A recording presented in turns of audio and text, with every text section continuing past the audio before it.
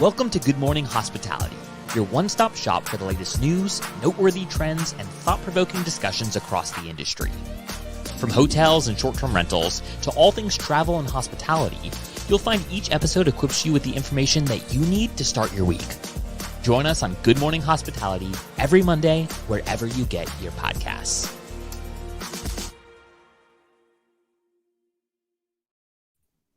Good morning. Good morning, Brandy. Nice to see you. How are we doing Nice today? to see you. I'm great. I'm in New Orleans right now, just bopping around, visiting all the properties. I love it. Well, happy Monday. It's the best day of the week. Let's go. Let's go. We We're only are supposed up. to fight over that. I know. That's why I was like, okay, give her the setup and then spike it. Unfortunately, for all of our listeners, Michael Golden is not here. He is getting ready and prepped to become a dad once more. So we gave him this week off. So he actually gets to have some time off and not be worked like a dog, especially with our show, because that's all we do. We just work. So wanted to give him some time off, but he will be back in the next coming weeks, maybe month or so, depending on all the timing. So we wish him and his family all the best. But until then, you get the lovely Brandy and Will combo duo, which I'm excited about. So are you ready to jump into amazing topics this week? Let's do it. We have quite a bit to cover, kind of a little bit of a sampler platter of things that are going on. So let's start. Where are you right now? You have a hotel background.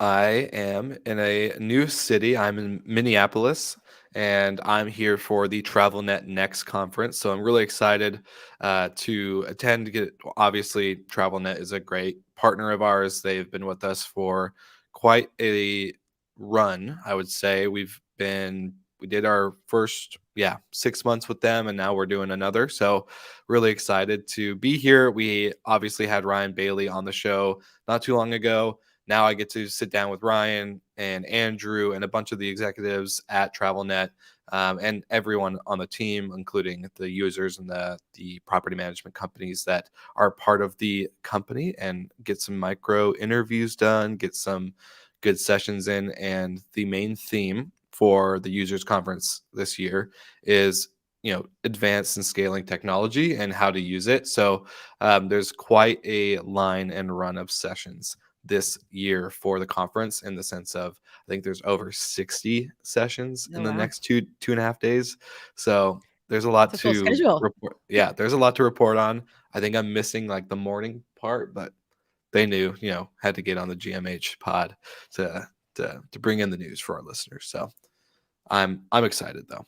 Good stuff. Yeah, I find the kind of the software summits, like whatever usually your PMS is, I think that can be the time where you really get to, like, first of all, find the people that you've been trying to find for the last year and get some answers. And then also really learn how to leverage all the different parts of the product that you're paying for. So I'm curious if they have like a lot of workshops, like actually practical stuff, because I think that's also where, like, you can hear a session about, kind of ideas, but it's like, okay, where do I physically go? Like, what are the click paths to get to the, the things that I'm missing within the product. So can't wait to hear. 100%. So yeah, for all the track or TNS users and members, hunt down those people that you've been wanting to hunt down for a long time.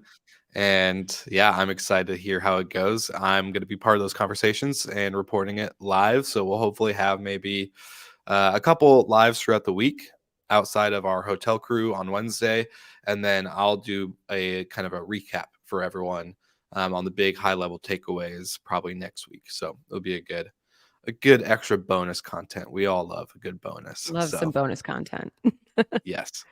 All right, Brandy, we have like you said, a platter. I love that. A charcuterie board of topics to cover today. So I will let you jump in. Let's go for topic number 1. Sure. So this is super quick, but I'm sure a lot of you saw that Sonder did a reverse stock split. A couple months ago, they were threatened to be delisted from the NASDAQ. So this is not a surprise, so that they can continue being on the NASDAQ. And, maybe this will breathe some new life and give them some more longevity.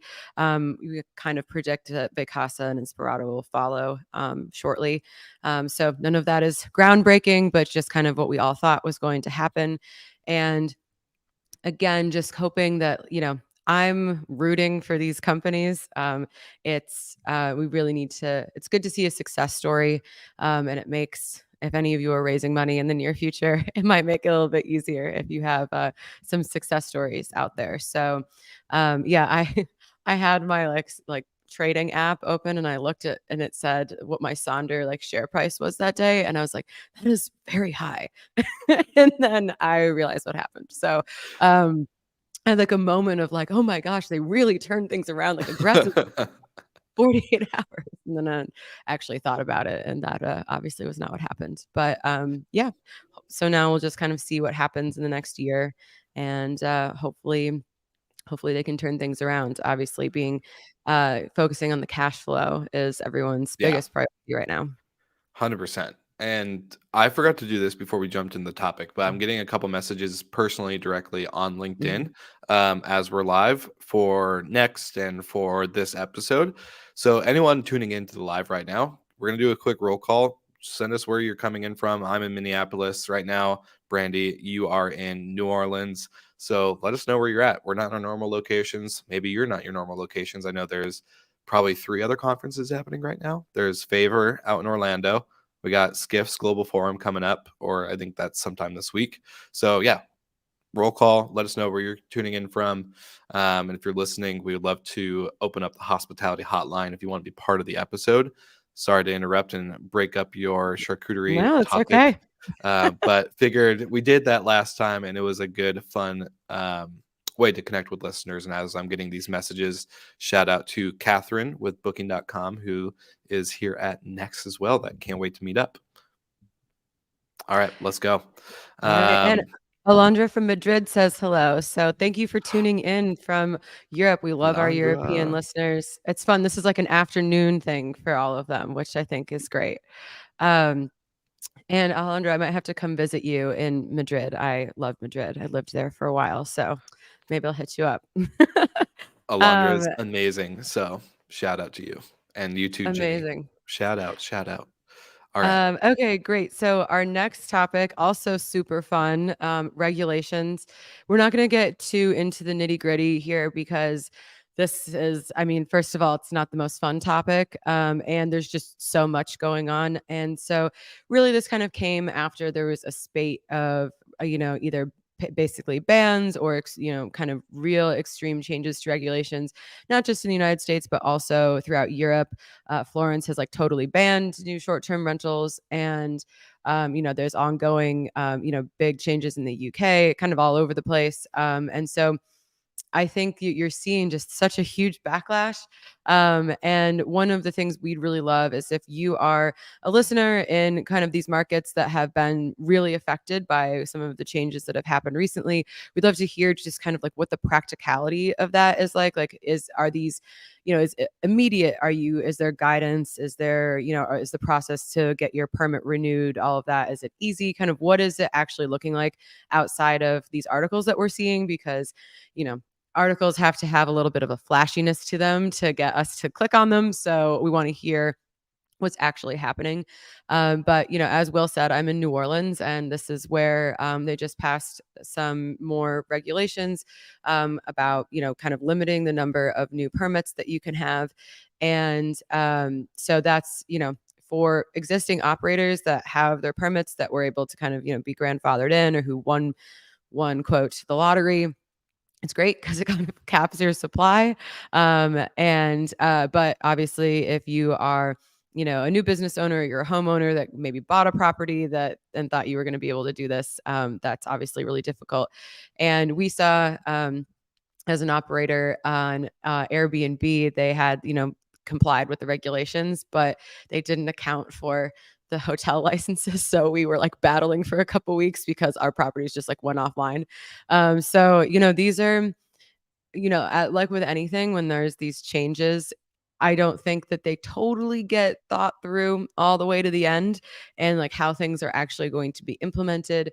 And, I know that especially city governments can be really constrained in their resources. So this isn't throwing all the shade at them, but when you're instituting these kind of, regulations or policies, whatever, it's really good to like have that thought all the way through. I couldn't agree more. And it's crazy because even the big companies, as we mentioned, Sonder, there's even in the article talking about regulation that when Sonder, not only did the stock price split or reverse, they also were not impacted in New York or these other Mhm. cities that they're in because they have the hotel licenses. But yet you would think that maybe the platforms kind of pick up on that. Like they know that they know Sonder exists. They know these other companies exist, and now they're getting around the regulations through having these permits and licenses. So you would think they would have accounted for that, but like you said, I agree. Not fully thought through, which is unfortunate. But I'm hoping, and especially if any of our listeners have more insight, I would love to know, or I'm hoping to see the regulation landscape be more proactive than reactive. I know we're all kind of seeing the headlines change, and this is the perfect time for us to get involved in our local cities, whether you're remote or in the destination, finding a way to just be a big advocate. Like we have a megaphone right now because we're on a podcast and we have an audience and all sort of stuff. But now this is kind of the time for everyone to be their own megaphone as well. So I'm hoping friends that rent responsibly and other people are helping others gear up for the same type of kind of conversations, if you say so. Yeah, and this actually kind of ties into one of our other topics that is near to dear in my heart, but at the just or Florida in general and the market there. And I know we have, Florida is a huge vacation rental market. And it's interesting because when you actually start working in Florida, there's all these little like fiefdoms, right? Like all these little cities and towns have their own codes and regulations and everything like that. So for example, in Miami, we have a building in North Bay Village, but North Bay Village is just a couple little islands between Miami and Miami Beach, but it is its own city. So you have everything is different there compared to it's all these tiny little municipalities. And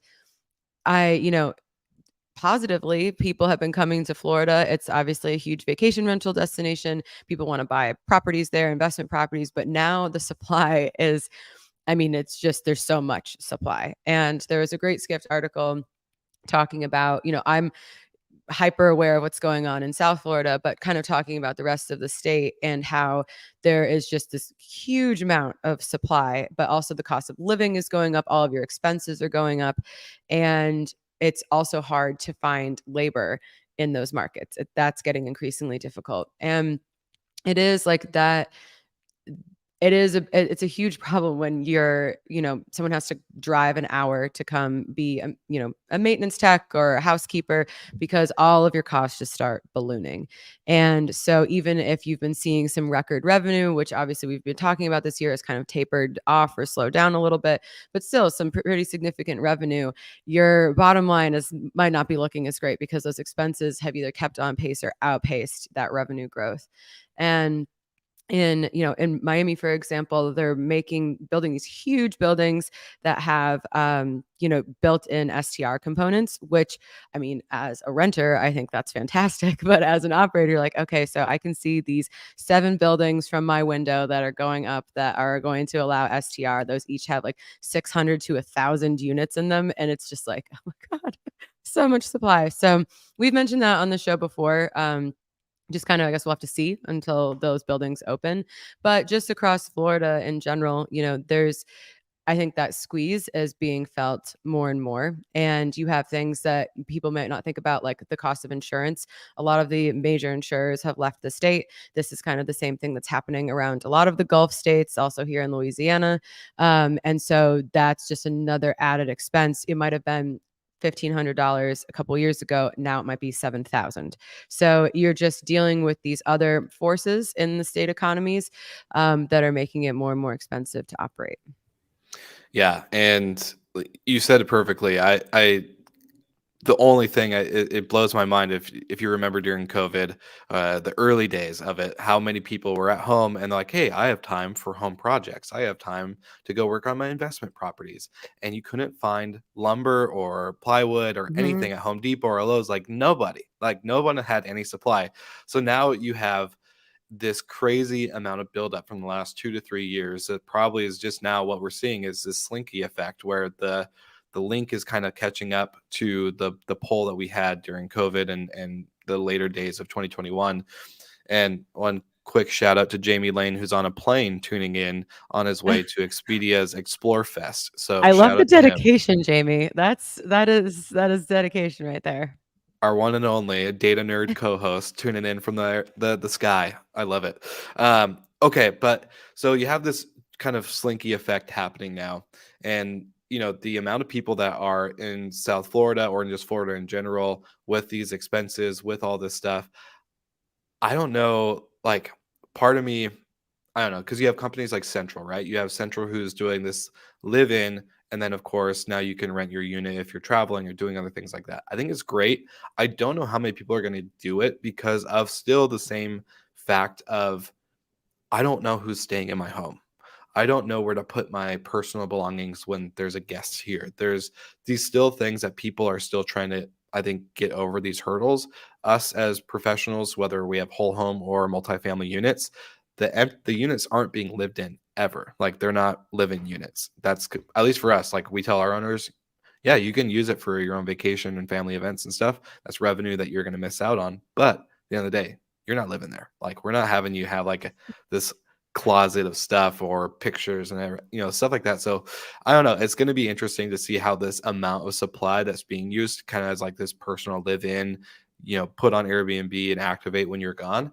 I think it's great in theory, and I think companies like Central are going to do better than companies like Nito and others in the past. But this amount of supply and the actual use case is going to be interesting to watch over the next coming years, especially with Yeah. Marriott, apartments. And yeah, I can go on and on and on. I know. Well, it's funny. Central is one of those buildings that's going up like a couple blocks from my house. So I can like watch it in real time, a competitor being built.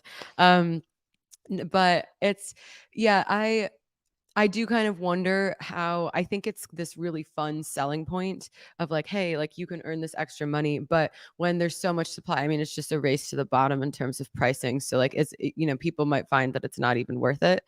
And I think, I can see why that type of building is appealing. I don't think it would ever happen in New York, just given the spate of regulations that just came through. But, it's if you do live in a city where it's really expensive, it is really attractive. I'm going home for Christmas for 2 weeks or whatever. I could rent it out, but I think we'll have to see what the reality is. And then even outside of the urban markets, the, traditional vacation rental destinations that are seeing slower demand, and even if they're seeing better revenue, just really dramatic increases in costs. And that's something that as an operator, I mean, we have a lot of really smart operators that listen to this, just being so diligent about going through your P&L and seeing like what are the must-haves and what are the nice to haves, and where can you like giving yourself some flexibility. I know it's interesting in Florida, especially because Miami's high season, we're like about to go into it. It's kind of December, January, like the end of the year, beginning of next year. Whereas up north in the kind of the bigger homes are going into slow season. And I think now the preparation for slow season just has to be, you have to be so much more diligent and plan, just like really get your house in order for the coming year, because I think the swings are going to be much more dramatic than they used to be.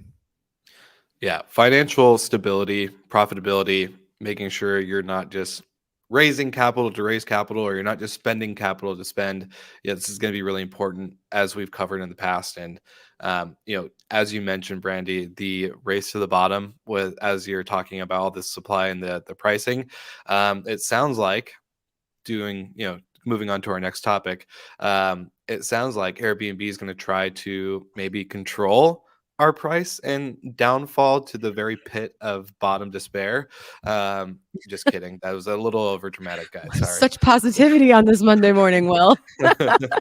Hey, I'm feeling good. I'm caffeinated, hydrated, all the stuff, but reading these articles, and as you were saying in the earlier point, going into these planning, like people start sharing this information, and then of course operators, especially people that tune into the show, then have to like be proactive, and then it's like kind of a little bit of a freak out. So we're like, okay, Airbnb is now saying like they're going to make it cheaper and more affordable for the travelers, plus they're going to cut cleaning fees and all these things. Like, how are they going to control this? And so we don't have any information. I don't have the golden answer for you or any of our listeners. We're obviously going to find out in You did the ask. we did ask. We are not making statements without asking first, but it's going to be very interesting to see how this all plays out in the sense of control. And if this whole thing, like, people joined Airbnb and this platform and vacation rentals most likely for the sense of being able to control what they're charging for the experience in the home or the apartment or whatever they're providing.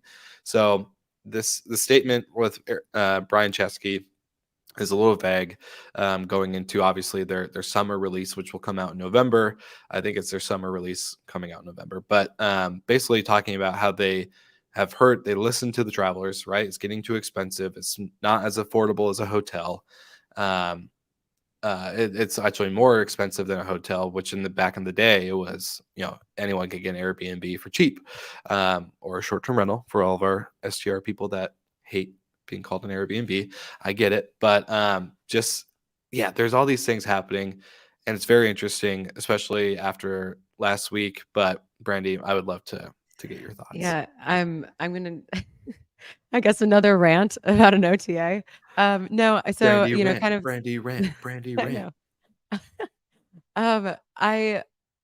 I think that part of the thing that, I thought about after last week's episode and things to keep in mind is that we're going into the fourth quarter.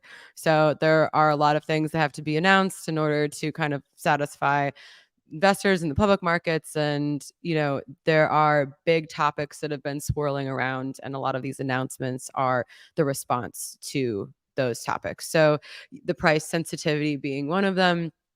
And are they going to start lowering the commission? Because that's one way they can directly help the customer and the host. And, the reality is there are ways that they can curb that. It's all, they control the algorithm of the properties that you're seeing. So if you have a higher cleaning fee or a higher price, that could, put you on page 2, which is, kind of like a death sentence sometimes. And I also think it's important to, I don't know, like, not freak out too much, which like I have a knee-jerk reaction. I'm sure a lot of people do when you see a headline or you hear something on the show and it just like elicits like a visceral response. And if you are one of those people, message your account executive. That's what we've been doing to try to be like, okay, what, like, we heard this on the news or in, online. What are the actual details of this so that we can get ahead of it, so that we can be prepared? There's like one of the things was a verified host or a verified partner, something like that for Airbnb. And I think that's great. That's totally fine. I think getting rid of scammy, bad operators, I'm here for it. But when companies announce something like this in kind of a casual passing, and the actual release is coming in November, they have to realize that it's going to elicit like a real response from all of their suppliers. From the traveler, it kind of doesn't really matter when this goes into effect. They're either going to book something now because they need to book it, or they're going to benefit from whatever it is in November when it gets released. So I think having, like, before these announcements are made, it could be a general blast to all of the, every host saying this, kind of like the new cleaning fee initiative is this, and here are all the components, or the verified partner is this, and here are all the things you need to have prepared, because that, like, it really affects how you run your business. And I think that one of the things that, like, why I get so fired up about it is because we are constantly adapting to different things in our physical reality, like things that the guests need, something breaks in a home, we're adapting to that. and trying to adapt to local government regulations. And then you have to like, oh, did the OTAs change something? And it could be something that's not even a policy. It could be something in their API connection. And now this one thing doesn't feed from your PMS onto Airbnb. You know, it's like these little details. You're playing whack-a-mole constantly. So I just think a little bit more, you know, a little bit more thought or preparation. They don't have to say it in this, you know, interview with Skift. That's not sexy. That's not what the people who are attending that conference want to know, the nitty gritty. But, you know, maybe that same day, all the account executives send their partners an email saying like, here's kind of the explanation, or like, this is when you're going to have the explanation, like November 1st, you'll get all the details. So just having the, you know, equipping yourself with the knowledge to be able to run your business correctly so that you're not scrambling if a policy is put into place and then, you know, your listing is paused and you don't realize it for, you know, a couple days or whatever. Yeah. And I'm no expert, so I get it. Like, these things are going to change. I don't build tech for a living. That's not my role. That's not my space. But I will say the verified listing piece to me automatically kind of raised a red flag, because we've seen this before. This is an old, hence why I put in the title of the episode, Old Promises, right? Like, we're going to make sure that our listings are verified and that these homes are real and that you're not being scammed. Verification is not just a simple sign up, like the way you can create a listing today or an Airbnb account. It's pretty dang easy, and I can put any name with any picture that I want. It legit. I've done it. I've played around with it. I've showed friends.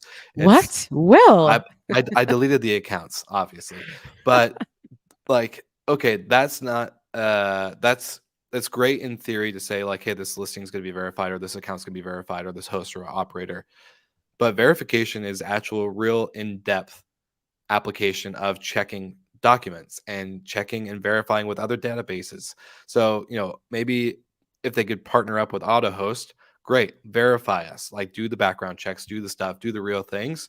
But don't say you're going to create this verified listing and yet you're still going to get this flood of scam and bad actors that are going to still be able to get away with what they've done in the past, which is creating fake listings using a different address, doing this, doing that, and then boom, now the people are walking away with a couple $1,000s, and then they do the same cycle over and over again on their new account. So like, verification is legit. Like, I'm not a tech builder, but I know verification is more than just checking a photo ID that I scan in, you know, type deal. So there's got to I think that's be the more. problem, is that it's the, you know, the people that are scamming and doing all that stuff, they move faster than the bigger ship, the bigger Airbnb ship or whatever can move. And I think one thing, I mean, it was an enormous headache for us, but it's worth it. Like the KYC policies and know your customer policies that, you know, banks do. If you're an operator of a certain size on different platforms, you have to do. I mean, they go into the details of who owns your company, of your bank, you know, all of that stuff. And so obviously I don't think that is feasible. I think you have to be a certain like revenue threshold for that to take place, but that's one way. And ID verification, I mean, I would say Airbnb from a operator standpoint has the best, like we're not getting most of our chargebacks from Airbnb. There's one OTA that reigns supreme for chargebacks. And it is not Airbnb. And but still, even with their like ID verification, you have to take a selfie and all of that. There's still, I mean, people are still finding ways around it. And it's so funny when when we go to create a new account for a new building, I like will get so annoyed because like instead of our distribution team setting up like the whole thing, like I'll have to go in and like do some parts of it because it requires like my ID, or it's just easier if I'm on the account. And so even when I'm like huffing and puffing about like just taking 5 minutes out of my day, I'm like, you know what, this is actually a real safety measure. So I do appreciate that it's there. But like cyber security and things like that we could get our auto host friends on here to talk more about it, but there's so much to it. So I do, you know, hopefully whatever they announce in November will be more robust, because I also just like personal anecdote, have been booking a house in Vail for skiing in March, and we were looking all over the place, going to direct sites and everything. And then there was so many listings that were fake, and I could tell that the only real one was on Airbnb. But if my friends had been booking it, it was a couple $1,000s cheaper on Vrbo or some other site, and they were going to book it. And I was like, don't do it. This isn't a real listing. They have no reviews. They have one review. It's all fake. It's written in poor English. Like, this is definitely not a real listing. So, Oh my yeah, gosh. they're out there. And also, if you're planning, if you're going on a group trip with friends that aren't in our industry, you just have to make yourself the designated booker, because everyone that listens to this podcast knows how to do this correctly. And you just have to shoulder that burden for a little bit. Preach. You took the words right out of my mouth. And the one thing I'll say to like a final thought before we share on how you're going to win a happy hour for your housekeeping team. Oh, yeah. I will say this is a perfect, and I know like book direct is maybe a message a lot of people are kind of getting. It's kind of like in one ear out the other. But I think not book direct, but building a brand is going to be so much more important right now. Getting a legit brand name, a brand theme, all this stuff, get like standardized as an operator if you're not, because this is going to be so impactful for changes that happen on Airbnb, Vrbo, Booking, anything like that. You want to have people that do stay in your properties, whether they come from any of these OTAs, to feel comfortable to book with you again and to book with you directly and to do all this other stuff. So build a brand and build your own dependence and reliance on yourself rather than these OTAs. That's my big, like, do whatever tactics you need, get whatever software or tech you need, do what you need to do. But at the end of the day, it's about building a brand and building a company. And that's kind of where I am very passionate. So, Wow. I wish we'll have to put a pin in that, because I have slight rebuttals. But I will save it for another day. yeah, we'll maybe have a face off on the next pod. Yeah. Just kidding. Okay, so I'm really excited about this. And for all of our listeners, whether you're a hotel or a short-term rental operator, this is probably the best call to action, the best giveaway that we could have done with any of our sponsors. So our partners at Sojo have decided, you know what? It's great to get you wine. It's great to get you coffee. It's great to get you all these samples and kits. But there's nothing better than getting your team together and having a good time off work hours and just getting to relax and maybe have a drink or two. So if you want to get a complimentary happy hour for your housekeeping team, all you have to do from today until I think I put October 16th. That's the last episode before VRMA that we're going to do. So by that time in this window, you need to get a sample kit from Sojo with a link in the show notes. And when you do, you are automatically input into a drawing. And at the end, we'll do a randomizer and it will pick out whoever the winner is, and you'll win a whole happy hour for your housekeeping team, complimentary, provided by Sojo. So what a great way to, one, reward your team for working very, very, very, very hard. It's not an easy season right now, whether it's a low season or a high season. It's still like we're grinding. Like operators out there are nonstop, go, go, go. There's no breaks, there's no rest, there's no nothing. So we want to, be intentful and thoughtful with our partnerships. And Sojo was totally on board and actually brought up this idea of like, hey, at the end of the day, the housekeepers, the people that we work with and dedicate our product to make sure it's easy for them to put into the home and to get into the rental and make sure that your guests are taken care of. They wanted to make sure that they're taken care of as well. So I think this is going to be really, really fun to see who wins and to see all the people get the kits and all the drawing of it. But man, I'm so excited for whoever this housekeeping team is. I also personally can I fly out and just attend the happy hour with them? I'll come. I'm part of your housekeeping team. No, I think this is a great way. Either you're kind of wrapping up high season, or you'll be gearing it up to go into your high season.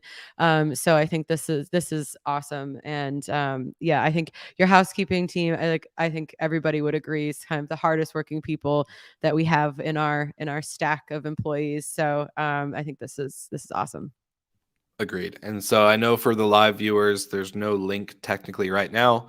I'll put a link in the comments, and then we'll have a couple posts throughout the time period of today up to October 16th to make sure that you have opportunities to make sure you get your sample kit, but then you're also included in that drawing. So make sure you're tuning in on LinkedIn importantly, that's the main platform. We're on others, but that's where we'll be putting all the stuff or the show notes in Spotify and Apple. So make sure you get that. And Brandy, anything exciting for you as you are in New Orleans or anything coming up? I Yeah, would love well, to hear. I'm going back to Miami in a couple hours, and then the next podcast I will be broadcasting from Bucharest. So I'm going to Romania on Friday. So Love it. very excited. I haven't been before. One of my best friends lives there, so I'm excited to cross another country off. I love it. Well, we'll have a couple weeks with just you and me, and then we, Mhm. of course, have our hotel crew. But then I think right before Verma, we have confirmed we got Nico, who is the founder of Bob W, who will be on the pod. And I just did my own interview with him on Slick Talk. Great, just smart dude. Really good conversation. Really excited for his episode here. But we are in conference season. I'm not going Mhm. to be surprised if we see a couple announcements this I week know. or closer to Verma about fundraising and acquisitions and all these things. So, for all of our listeners, if you didn't hear, last week we officially launched our Good Morning Capital Report. So it is free, but there is a subscriber wall. You do need to give us your email to get in. But basically, it's a monthly newsletter. We're going to be sending updates on all the financial news happening within the space: hotels, short-term rentals, tech, all the stuff. But then there's a dashboard. You can play with the dashboard. You can interact with it. You can search your company. If you don't see your company there, let us know. There's a form to fill out. But at the end of the day, this capital report is something very exciting, and we've already got a good handful of subscribers that have gotten in and have been playing around and sending us feedback. So just wanted to say, if you haven't, go do it. It would make my day personally, because it's been a fun project that I've been Yeah, working on. Will's been But working really hard on it. So thank you, Will. of course, and we got it all branded and stuff. So yeah, very excited. But Brandy, I think this is our time to say goodbye. I'll see I you know. See you next on the week. next pod. Bye, guys.